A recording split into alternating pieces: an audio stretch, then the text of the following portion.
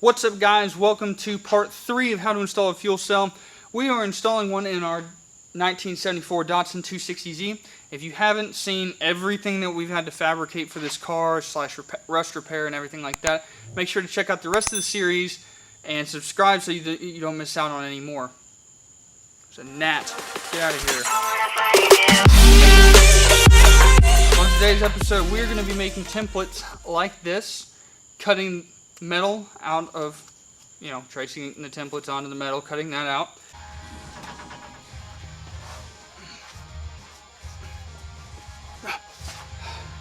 Yes, this is how I get under the car every time. Looking like an idiot. Why? Because I don't have one of those fancy little roller things.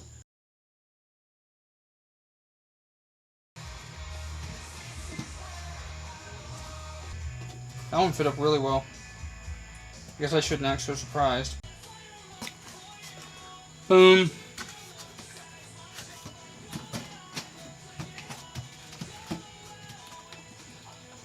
So, doesn't fit over here on the side. I'll go underneath it, trace it out like I did last time, cut it out, and it'll fit perfect. And honestly, it's a lot of coming over here, marking it, trying to make all your marks that you can, cut it out, come over, test fit it, and that's just kind of the name of the game. 2 hours later. Alright guys, so we've got all the templates cut out. What we're going to do now is go ahead and pull these all up. And what we have to do next is, right here you can see I've taken off some of the sound deadening. We're basically going to take a chisel, a flathead, anything we can find to take off all the sound deadening around it, and then we'll wire wheel it to expose the metal underneath. And then we're going to take all of these and mark them up on our sheet metal over there, bam, and cut them out. And it's not going to be perfect right off the bat, and we'll have to finagle it, but that's the plan.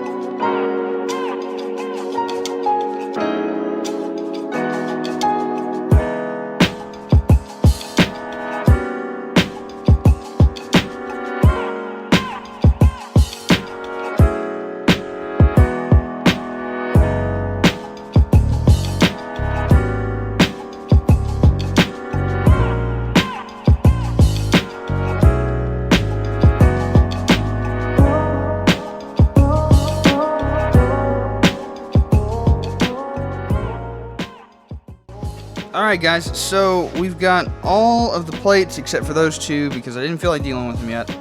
But same gist. We've drilled out holes here to plug weld onto our original bars there.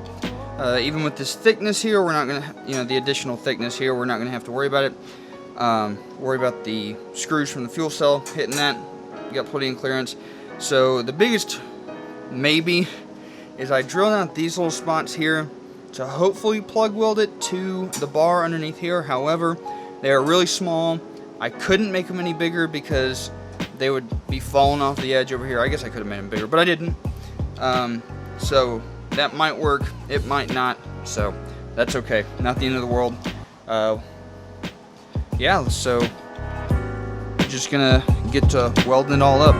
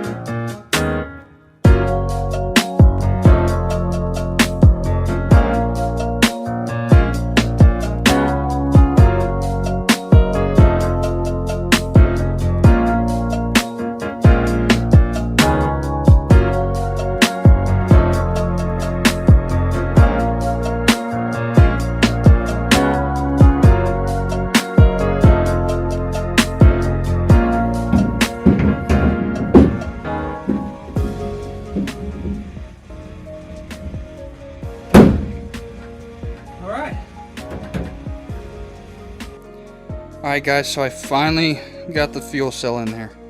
Everything has been seam sealed and welded together, and the bottom bracketry is in, and it's holding this as well as our spacers that are in here. You can't really see because it's all black and it's beautiful.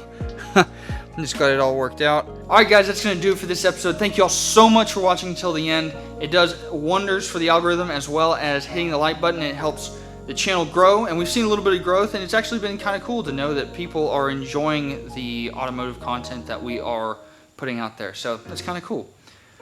Super stoked on how the fuel cell turned out. We're actually going to be running the lines and AN fittings and everything like that later on when the engine is actually in the car. So it's a little bit down the line, not too far, but you know, far enough where we didn't want to go ahead and do that yet, because there's a couple of things that we still want to make sure are done and in the works, ready to rock and roll, so that we can go ahead and run those lines.